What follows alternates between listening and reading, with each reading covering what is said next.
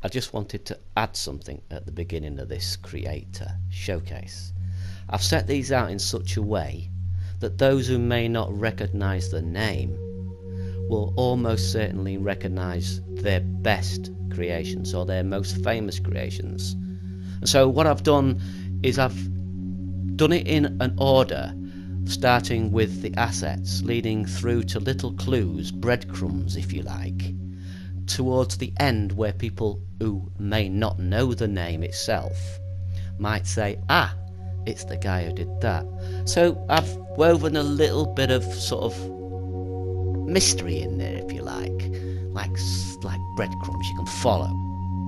So that's how I'm going forward. I've just thought it'd be an interesting little thing to include and edit in a more interesting way.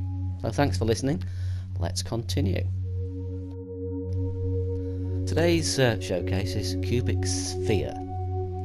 It's not the same as Lucid in that he creates assets for multiple uses, but he does create some great assets. I'm not sure if all of them are made available, but these were the more basic ones he creates. Are still really well done, but they are still well made. But like I said, he gets onto better ones a little bit later on. I mean, we've got a plank. I'm going to include a plank. It was there, you know.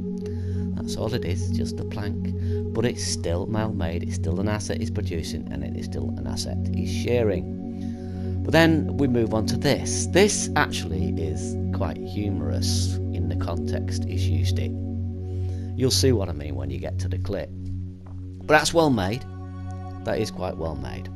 But then we move on to assets like this. You can see the amount of effort he's put into this, especially around the edges, like the way he's rounded it off. It's got a very, very sort of Chinese, Japanese shape to this. That's how I interpret it anyway. But look at the detail. Look at the little details he's put in this. That's so well crafted and so well made. It's an incredible piece of sculpture. And you know, you could take this and you can build with this. The same as the next bit sort of fits into it to add to it. And again, you can see the craft that's gone into this is phenomenal. It's so well made. I envy these people. Their ability to make they seem to be able to make whatever they can imagine. And that is just incredible. I'm sure I'll be able to do that eventually. But at the moment, I'm struggling. Trying to do two things at once is not the best idea either.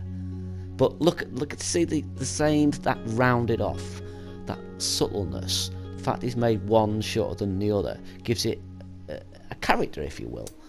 And he makes things like this, which are just graphic showcases. I love the way he's not only just created he's not just created a scene here, but he's just made it throb subtly at the edges with the beat. Watch. It gives it a pulse. It's incredible. It's just a small thing, but it brings it to life. It makes it feel alive because it's got a pulse. You know, personification, if you like, visually. But it works really well. And the next one, which is a winter scene, I believe this was to do with the beta. If I remember correctly, it was something to do with a winter scene you had to create, or something related to winter. And again, it's just well presented, well crafted, absolutely fantastic.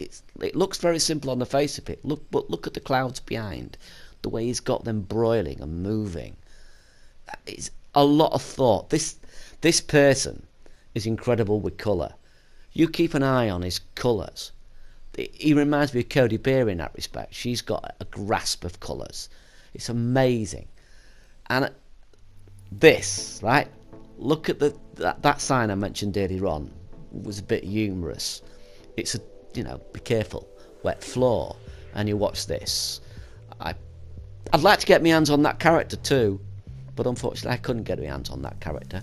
He doesn't seem to have that up. I hope he does make it available eventually. I'd like to take a closer look at that because I think it's well made. It's just a little funny little skit, if you like, if you want to call it a little skit. But you'll see why that little sign is a nice, humorous and subtle touch. Tongue-in-cheek, and I love tongue-in-cheek. I love it when it's just there, and you have to spot it. It's not in your face, it's just there. There you go. And that's why you have a slippery fall. Nice touch. That's such a nice touch. But he doesn't just do that, obviously. He does small games too, like this. You'll recognise this from one of Medium Molecule's streams. I do better the first time round, but unfortunately I deleted the footage. Take my word for it. I wouldn't lie. But, I don't know. I didn't think I'd enjoy it, but once I started playing it, I found it quite nice. It's very basic. It's the reverse of the Please Hug Me or Hug Me from Medium Molecule. You got to escape this thing chasing you and keep within the circle. Really basic, really straightforward, but still fun to play. But look at the colour. Look at the way he's used the colours there. And then we get onto things following this. The sound effects. You know, I only cost 3,000.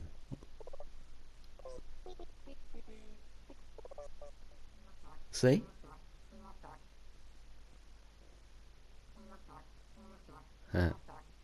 Very well made. But then he makes music. And he's not just good at music, he's excellent at music.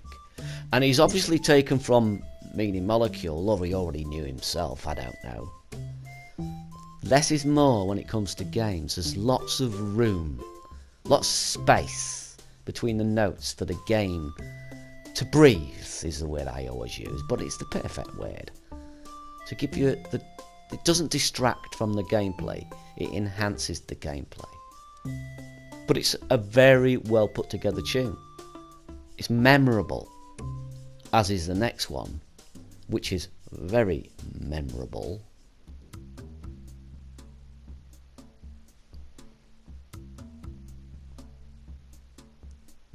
This is just a fantastic piece of music.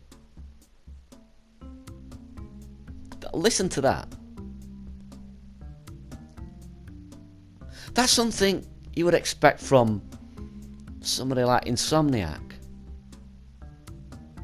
It's a beautiful little refrain, repeated over and over again, but with little additions that pick it up and lift it. It's got character. It's music with character, and I love it. I love this. I love this piece of music.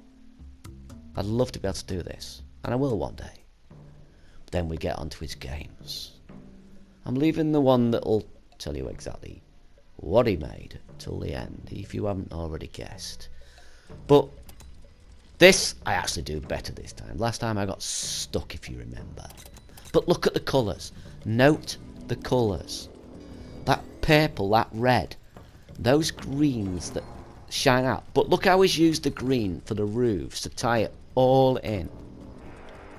It's got such a great sense of colour coordination. It's beyond colour coordination. It brings the scene together in a way that having random colours wouldn't. It doesn't look flat because of it. It feels deep. It feels fully fledged. And it's got a slight shine in it, look. See how he's got that slight shine on it? Because he's surrounded by water. And water vapour would make its way onto the paving. Makes sense. And it's just that attention to detail that I love about this person. I'd put him midway between, I don't know, Sarge USA account and Slane Mackenzie. It doesn't. His levels are not huge, but they're not small either. I can imagine him to going on to making something that's equally as good as Marvellous. Easily. And now we're moving on to the obvious game. The obvious game that everyone recognises this creator for. Porto. I mean, this was the first game that blew me away, to be quite honest. I didn't get very far originally. I do a bit better here. I do know what I'm supposed to do, but in the end I just wandered around towards the end because I was ready to finish recording, basically. But look at it. Look at the colours. Look at the red browns and the greens. Look how he's picked the greens up in those railings very slightly. See how he's using the colours, and even that blue on the blue box has a shade of green in it. It's really important the way he's used colours here.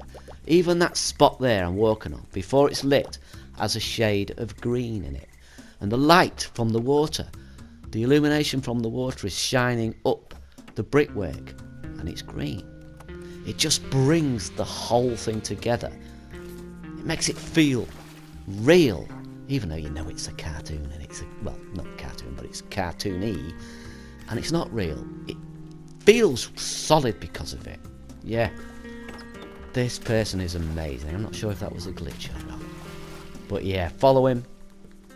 Find him on Twitter. I don't know if I've found him on Twitter yet, but certainly I think he might have a YouTube channel. That's another. I need to look into it. Well, anyway, thanks for watching.